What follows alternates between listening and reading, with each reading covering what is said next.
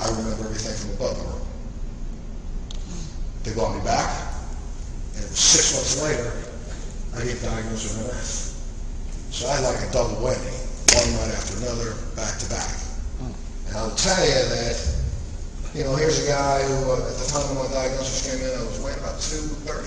I literally was working out, trying my best. I just done a whole sprint for Muscle Fitness, and I'm thinking, and, you know, I thought I was really on top of the world, and then all of a sudden, I get this diagnosis, and I'll never forget, I walked in the doctor's office, I was in Round, Utah, to film an episode of Touch by Nature, where I used to do a lot of acting, and that character I happened to play, it would be the worst character I could ever play. I was playing a guy who was a cult leader who was getting ready to kill all these people.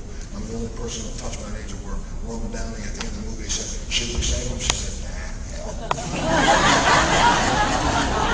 So they sent me straight to nowhere. But in around that episode, you know, it's very funny, because every now and then they do show that and repeat on different stations. You'll notice that through that episode, you know, I play this cult leader, this guy's kind of Jimmy Jones guy, but at the big fire scene, I'm crying throughout the fire scene because I'm getting ready to kill 500 people. And those tears were not very difficult to conjure up. Like they really are never difficult to conjure up at any point in time now. Because the day that I got on the plane to go fly and shoot that episode, my legs set on fire. My shins set on fire. My sides caught on fire. And it wouldn't stop. And that's what set me into the doctor, and I would walk into this doctor. This guy didn't know me from Adam. Does a clinical observation, does a couple of prick tests, sticking me in places that I really appreciate stuck me in. And he said, "You have MS." And then he looked me in the face and said, "I'm going to tell you, you have to stop your talk show. You have to stop all the stress. You have to stop all that working out. You know, you're going to have to stop. And I thought to myself, this man didn't know me when I walked in this door. How dare you try to tell me what I'm going to be? Where's your crystal ball? But for a minute, I got caught up in that crystal ball. I didn't. I will talk about it very clearly in my book, Climbing Higher. I got so caught up in that crystal ball that I almost succumbed and did what a large percentage of people who have MS do. And that's take my life. I sat in the closet for about 3 hours sucking on the gun. Got very, very afraid of the fact that my children might find me, so I decided, let me get a little smarter. If I walk across the street here in Columbus Circle, there's cabs going around all the time in New York. If a cab hits me, everybody will think it just happened by mistake. And so, of course, I'm in Manhattan, New York, I'm walking across the street in Columbus Circle. I throw myself in front of a cab, and I get the only cab drivers paying attention. And then, of course, he did that, Montel, you crazy? Oh, man, did you trip? He picked me up and he helped me across the street. And it was that second that made me realize, number one, how dare I live down to someone else's expectation of me and think that I could not survive this after I survived things that you can't even imagine? How dare that man? And this guy who's helping me across the street talking in my ear about how much he loves my show and how many people really rely on me? When that hit me, it hit me like a brick. And I realized right then, that second, I don't give a damn what any doctor ever says. I have MS. Yes. MS will never have me. That's right. So what did I do? Not as knowledgeable as Dr. Perlmutter, but I'm going to tell you, I sat out on that second. That day, I went back. I can't use a computer. I got 3 assistants on the computer. I said, I want you to find out everything about anything that has anything to do with MS. I want you to find me every doctor in the world that claims to be an expert, and I literally went to meet them all. I got treated at the Nobel Institute in Stockholm, Sweden. My lead doctor in my care for MS is Dr. Thomas Olsson. He was 3 years ago the signatory to the Nobel Peace Prize for neurology. Okay? I see doctors from Harvard. I see doctors from Johns Hopkins. I see doctors from UC San Francisco. And after seeing all these doctors, not that I put any of them down, but dang, I was still dealing with the same issues I was dealing with. So what I decided to do was to start researching. And when Dr. Perlmutter talks about inflammation, folks, inflammation is the kryptonite for MS. It's the kryptonite for most neurological diseases. And I set about, not even knowing what the science was, I set about trying to find everything and anything that I could take that could reduce the inflammation in my body. Now, I have a very good friend of mine, for a different reason, but for business reasons, said, you know, you look at this company called Montel, they have things called antioxidants. Antioxidants, really? Reduces inflammation when we take it. So 3 years before you heard anything about this, I started putting this in my mouth as looking at the very first study that came out talking about this product's benefit. And I said, okay, it's great now. Somebody asked me about this when I say it this way, but I'm going to explain it to you. I take about 38 pills a day, every day, a baggie of them, okay?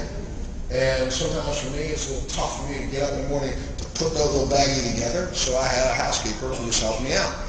So she would put them together in 30 bags at a time, and I would see her for another 30 days. She'd put 30 bags at a time. I took Protandim for 2 years, 2.5 years. I literally, every day, not missing. And I take a lot of things. I'm on a 3-pronged approach. I take Western medication. I take a holistic program, and I have a whole hormonal replacement program. I feel very strongly that you need to have every single weapon in your quiver you can have to go to war. Yeah. And Protandim was one of those weapons in my quiver. This was completely, this isn't a double-blind study, this isn't a clinical trial, I'm just going to tell you Montel. So, well, about 9 months ago, I just didn't start feeling it. Waking up in the morning, hey, my legs dragged a little bit more. Hurt a little bit more. 5 days go by, I'm trying to figure out, maybe I'm not taking shots on time, maybe I'm not working out hard enough. I tried to do everything I could to figure out what it was that had changed in my life in the last month that was making me feel a little weird. Couldn't figure it out. So I finally go to the hospital. I said, what do you do with my pills? I thought, no, and we'll talk about it, and you're going to hear more information, you know, along the way about other things that help you, you know, magnesium, vitamin D. You know, I'm thinking maybe she just was forgetting to put the vitamin D in my bag. Something was wrong. Check the bags, and I realized I hadn't ordered the Protandim for 3 months. Okay? And once I ordered, I hadn't sent her down to GNC again for 3 months. The only pill that was missing out of my bag, she had stopped putting it in there for 20 days. Day 21, I started feeling different. I felt that way until day 30, until I finally figured out what it was I was missing. I went back on Protandim 8 months ago. That feeling went away in 3 days. So in spite of them doing this project, this is what I take every day. This is one of the arrows in my quiver that I use, and I believe it's because of all the research and science that Dr. Perlmutter has just presented to you that it makes me feel the way I do. And I would say that to anybody on the planet. I don't care what research facility it is. I know what I do. I take my shot. I have to take 3 shots a day.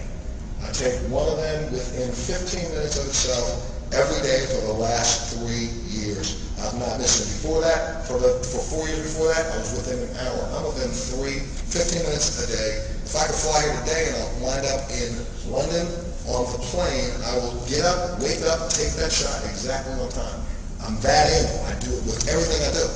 So if the only thing I changed in my life is Protandim for 45 days, and that clearly started making me feel worse, and the second I put it back in 8 days later, I started feeling like myself.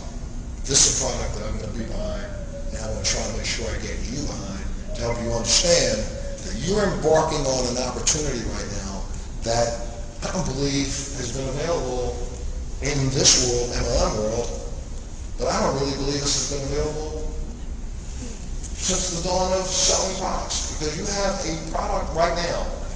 It's not just about making money, it's about making people feel better.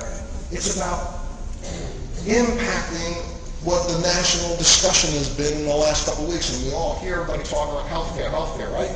You hear some of the news every day, talking about the bill they're trying to pass. But we're not really trying to pass a healthcare bill. We're trying to pass a sick care bill. How we can continue to react rather than be proactive.